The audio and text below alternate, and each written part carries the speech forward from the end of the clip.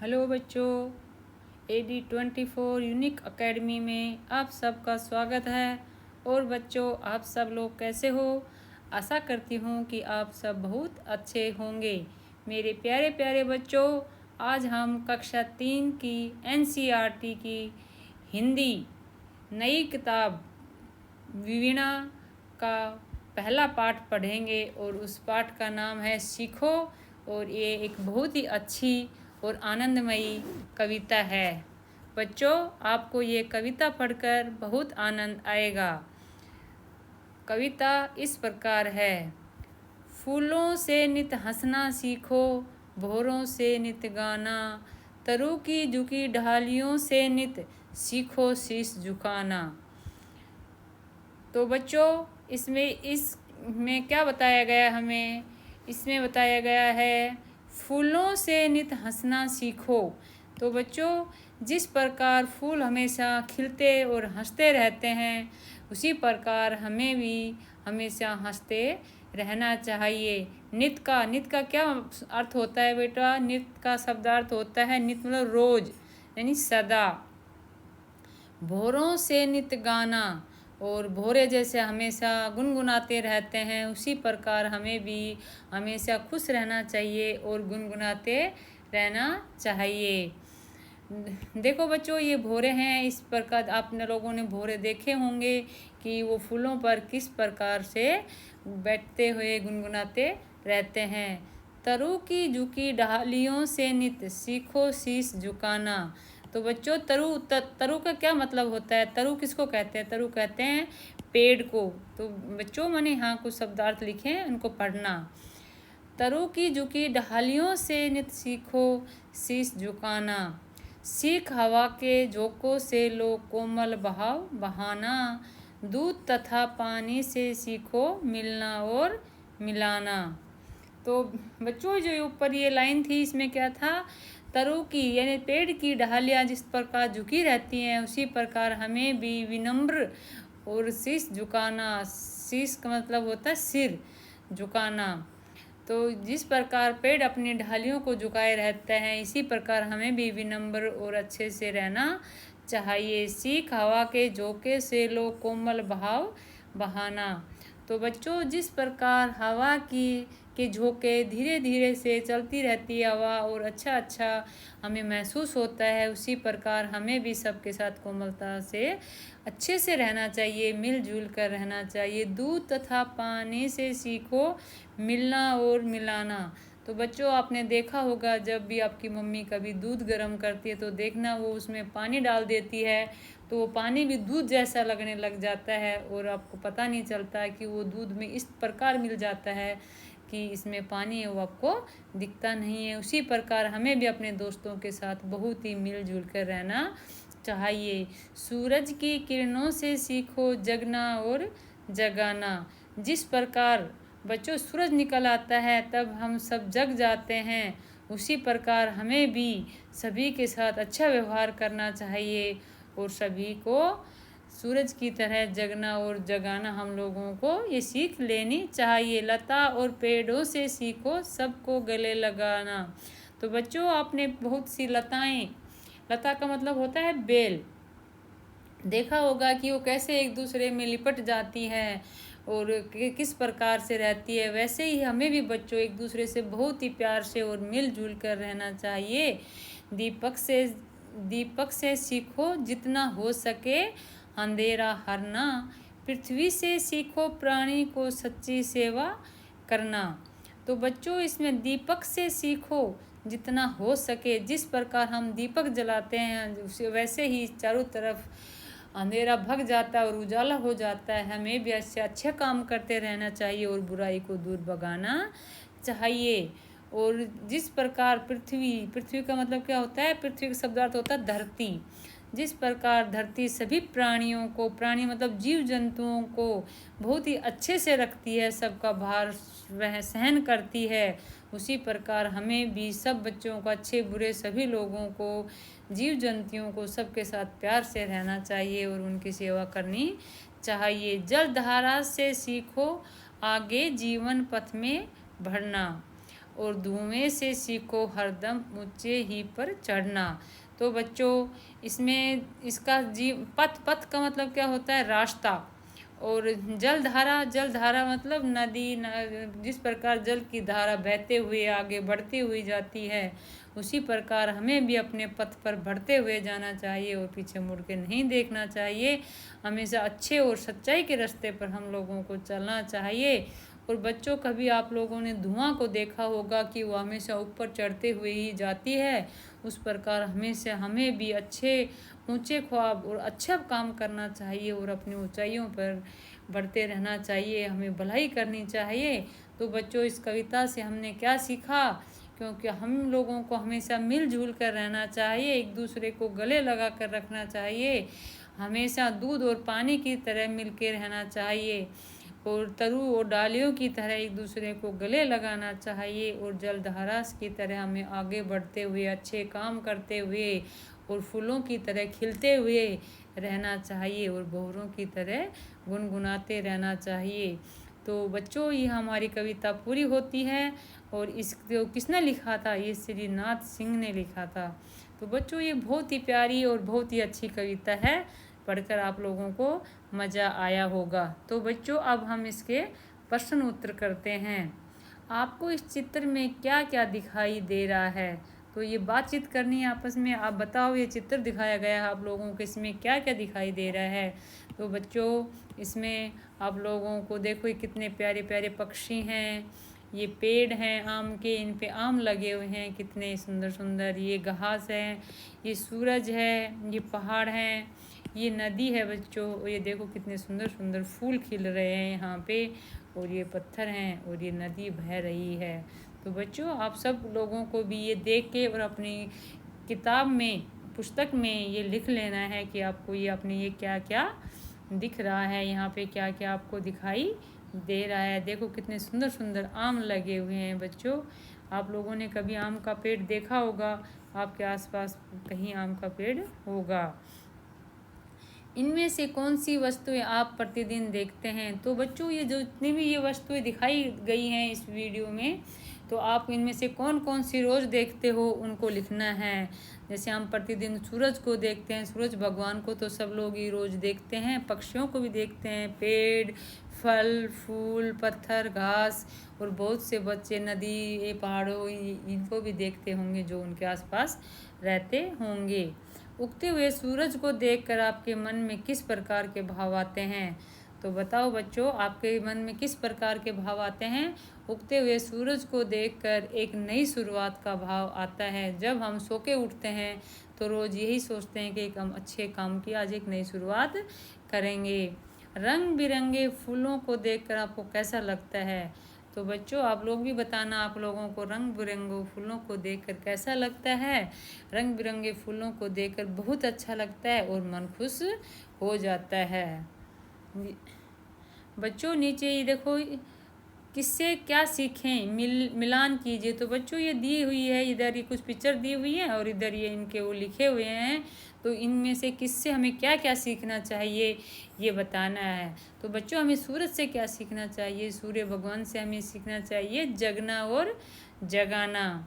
और बच्चों, ये है फूल, तो फूलों से हमें क्या सीखना चाहिए? फूलों से हमें हमेशा हंसते रहना चाहिए, और हमें यही चीज़ हमें फूल सिखाते हैं जो हमेशा सुंदर सुंदर खिले रहते हैं। दीपक, तो दीपक यानी दिए से बच्चों हम क्या सीखते हैं? अंधेरा दूर भगाना। जिस प्रकार जैसे हम दीपक जलाते हैं तो अंधेरा दूर हो जाता है, अंधकार मिट जाता है और उजाला हो जाता है। भोरा, कि भोरे से अपन क्या सीखते हैं? गीत गाना। जिस प्रकार भोरे हमेशा गुनगुनाते रहते हैं, उसी प्रकार हमें भी हमेशा खुश रहना चाहिए और गुनगुनाते रहना चाहिए। पेड़ों से हमें क्या सीखना चाहिए? तरु यानी पेड़ से हमें क्या सीखना चाहिए? जिस प्रकार इनकी डालियाँ झुकी रहती हैं, उसी प्रकार हमें भी शीश झुकाना और विनम्र हमेशा रहना चाहिए। और बच्चों, ये नदी है, नदी से हमें क्या सीखना चाहिए? तो इनसे हमेशा क्या सीखना चाहिए? जिस प्रकार नदी आगे बढ़ती ही चली जाती है, हमें भी अपने जीवन में सदैव आगे बढ़ते रहना चाहिए। तो बच्चों, ये था, इससे हमें क्या क्या सीखे ये हमने पढ़ा। अब अगला है, कविता में किससे सीखने की बात आपको सबसे अच्छी लगी उसका चित्र बनाइए और उनके नाम भी लिखो। तो बच्चों आप अपने मन से जो भी आपने कविता पढ़ी अपन लोगों ने ये वाली, जो आपको अच्छा लगे उसका पिक्चर इसमें बनाइए और उसमें उसके नीचे नाम लिखना।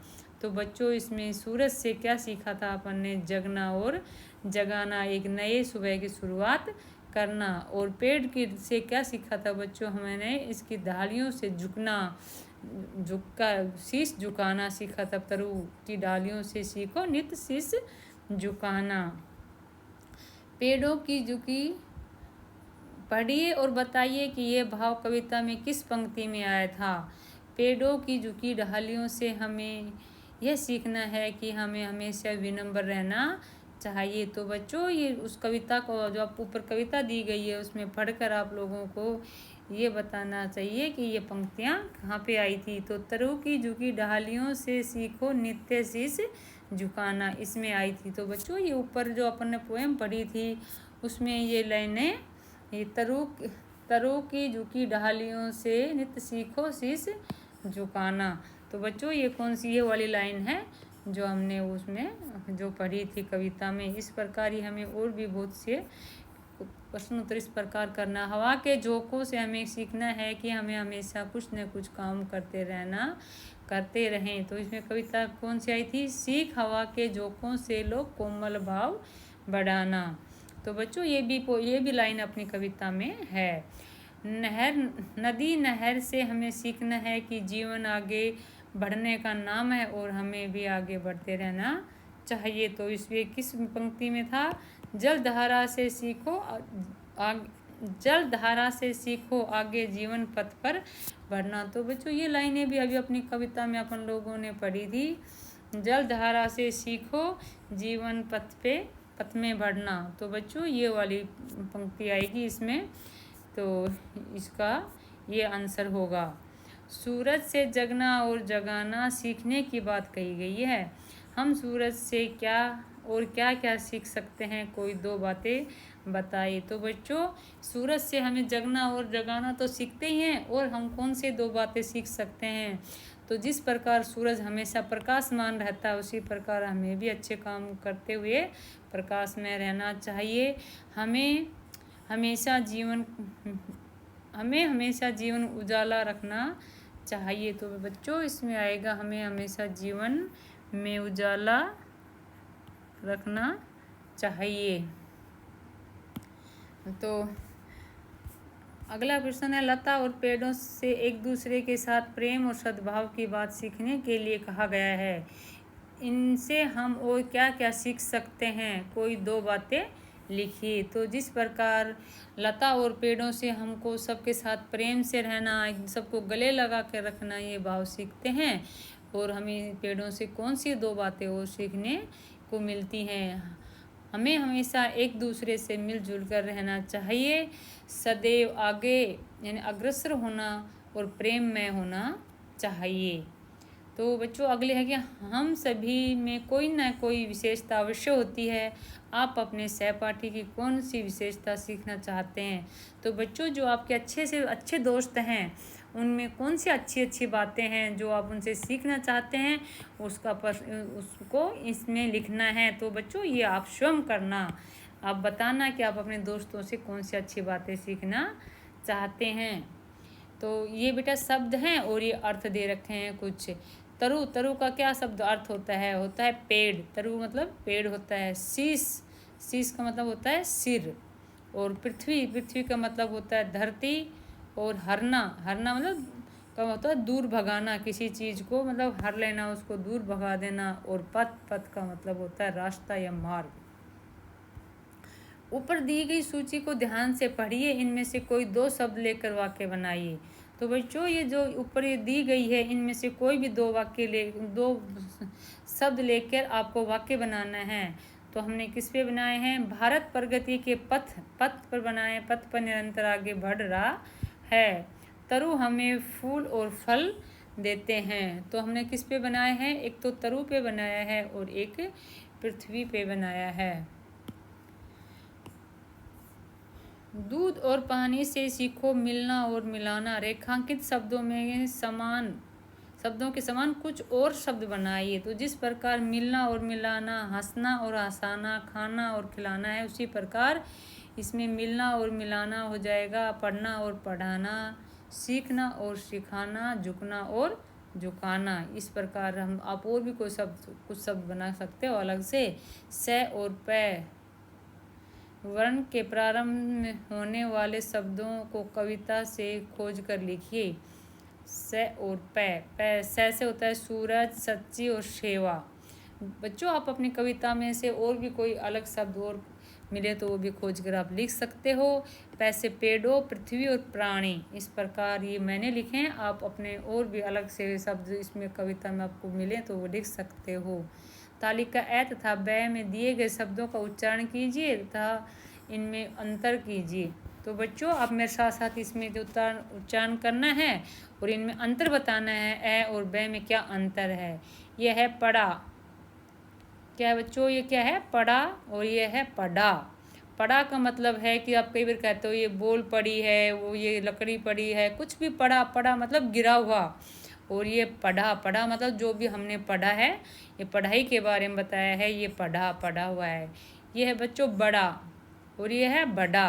बड़ा का मतलब होता है बड़ा हो जाना, लंबा हो जाना, और बड़ा मतलब आगे बढ़ते जाना। ये है अड़ना, और ये है बढ़ना।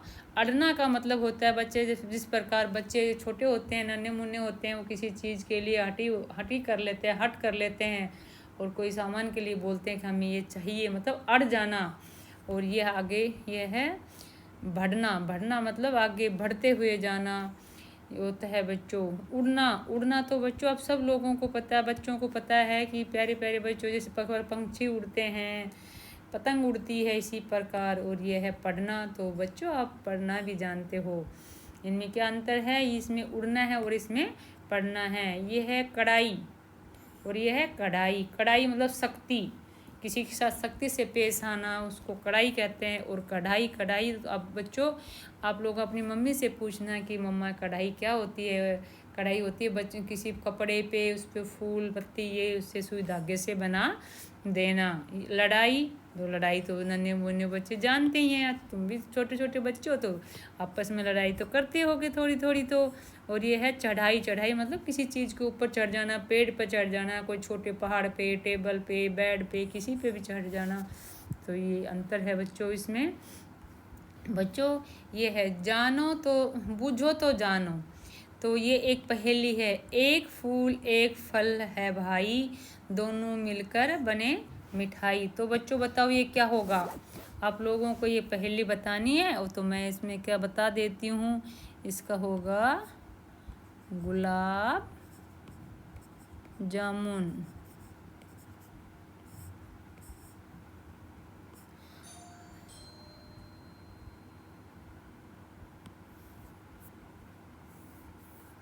इसका होगा बच्चों, क्या होगा इसका, गुलाब जामुन।